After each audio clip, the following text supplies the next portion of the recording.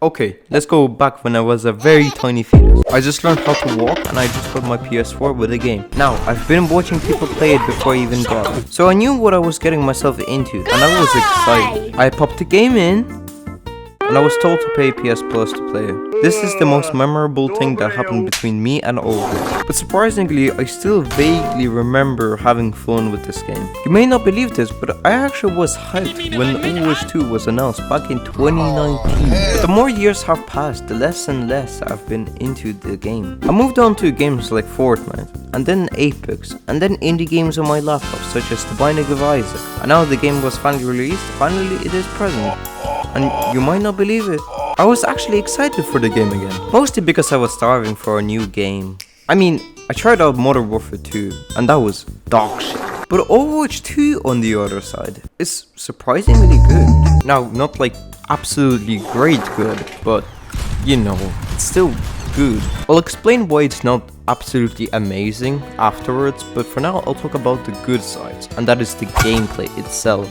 So here's my expectations before jumping in. The game is going to be less annoying and there's going to be just a few new maps with maybe a new character or two. And here's the reality. The game is not annoying, a few maps did come out, 6v6 turned into 5v5, 3 new characters, and every character is so much fun to play compared to the last game. Except for Symmetra, she's just shit like always. Legitimately, they made a not quite fun character into a beast. The thing is, I don't know if she was better back in Overwatch 1, but man, she's way more fun to play now. Then, she had an ability that used to make enemies get pulled depending where she hits it, which I guess could be fun hurting enemies off the maps. And also she had 2 other abilities that were really bad. Fortify and Shield. Fortify makes you buffer and Shield is a shield. And if you combine these 2 abilities, you turn into a fat, juicy meatball that can't be penetrated through. And this made her really boring to play as and to play against. Now in Overwatch 2, they threw the pull and shield abilities away and added the other 2 abilities that are really cool. The spear and the spear spin.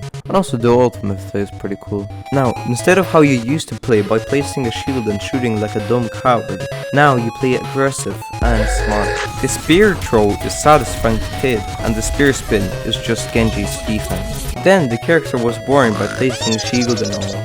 Now it's fun hitting the javelin shots. I mean, look at this. Ooh. Just this one ability rework has improved her so much.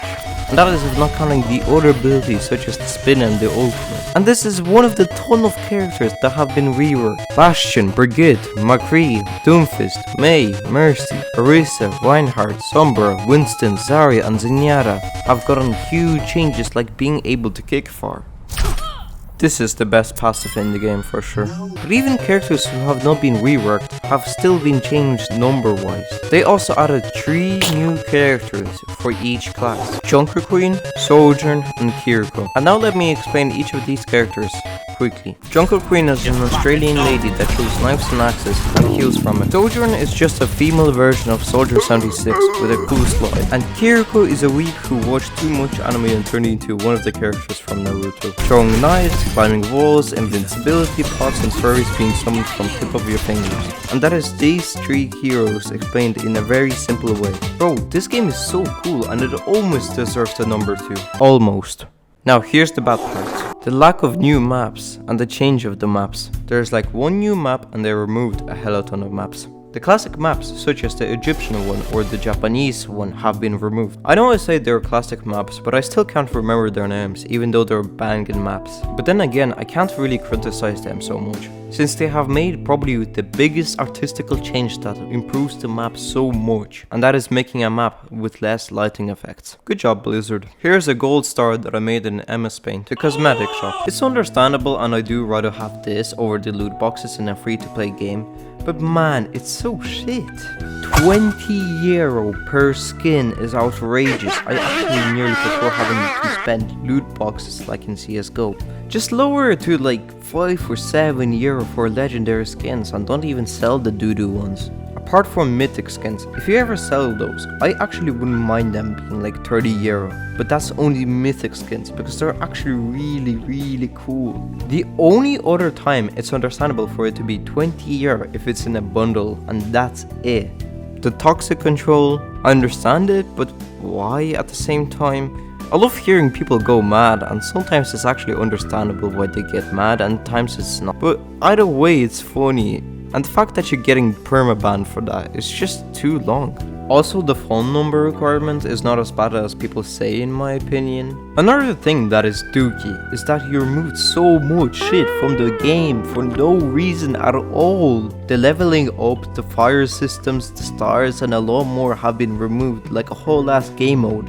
At least the leveling up and the stars sort of make sense, since that's how you got the loot boxes, and since they are not in the game no more, that means there's no point in leveling up. But that doesn't excuse it, since you could have done something else, like, you know, you could earn coins from leveling up or some shit. You could have done something like you earn 50 coins per leveling up every other level or something like that. I don't know, man, just do something. Leveling up was such a good thing and you just removed it. And the fire mechanic being removed has no reasoning at all.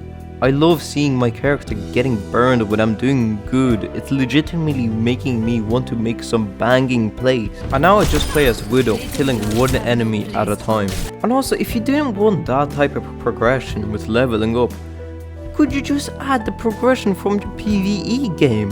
That would be so cool and add so much replay value. If you don't know, they leaked that in their PvE game they'll have a skill tree that looks so cool.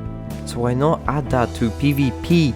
Garden Warfare 2 and TF2 have this, and even goddamn Risk of Rain 2 has it. And they perfected it, where you can customize each character like a whole lot. Now, on the other side, they do have less characters, but you don't have to do a billion abilities, just do a few. And it could be minor changes like in Risk of Rain 2, such as make Reinhardt's shield have less HP but it heals you or something like that. I could just imagine how cool this would be, and actually so good, because it would incentivize to hide behind the shield of Reinhardt and not just skedaddling away. Now, the game is not bad, in fact it's actually somewhat fun, but man, this shit makes me wanna just tear up like that girl that found out she's not a #1 TikToker.